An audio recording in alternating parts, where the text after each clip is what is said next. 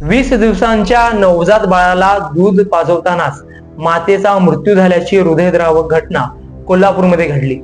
कोल्हापूरच्या संभाजीनगरातील जुनी मोरे कॉलनीत 27 वर्षीय रचना चौगुले यांचा हार्ट अटॅकने मृत्यू झाला.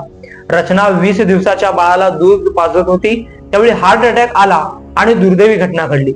या घटनेने संपूर्ण परिसरात हळहळ व्यक्त होत आहे. रचना चौगुले यांच्या अकाली निधनाने कुटुंबावर आणि परिसरावर शोककळा पसरली आहे. रचना आणि तिचे पती स्वप्नील यांचा 2018 मध्ये विवाह झाला होता. स्वप्नील खासगी कंपनीत नोकरी करतात. या दाम्पत्याला 7 वर्षाची मुलगी स्वरा आणि नुकतीच जन्मलेली 20 दिवसांची पियुषा ही मुलगी होती. 2 जुलै 2025 रोजी रचनाने पियुषाला जन्म दिला. बाळ आणि आई दोघेही निरोगी होते. काही दिवसांपूर्वीच पियुषाच्या बारशाचा सोहळा मोठ्या उत्साहात पार पडला.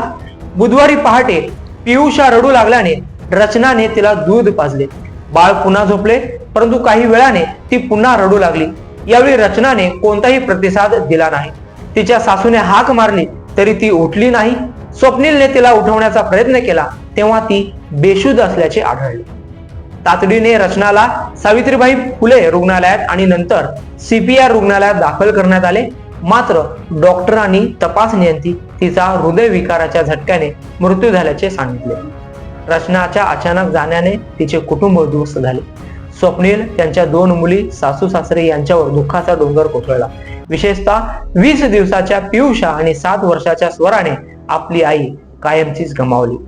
रचना ही आशा वर्कर म्हणून कार्यरत होती आणि तिच्या सौम्य स्वभावाने, सेवाभावी वृत्तीने परिसरातील लोकांच्या मनात स्थान मिळवले होते.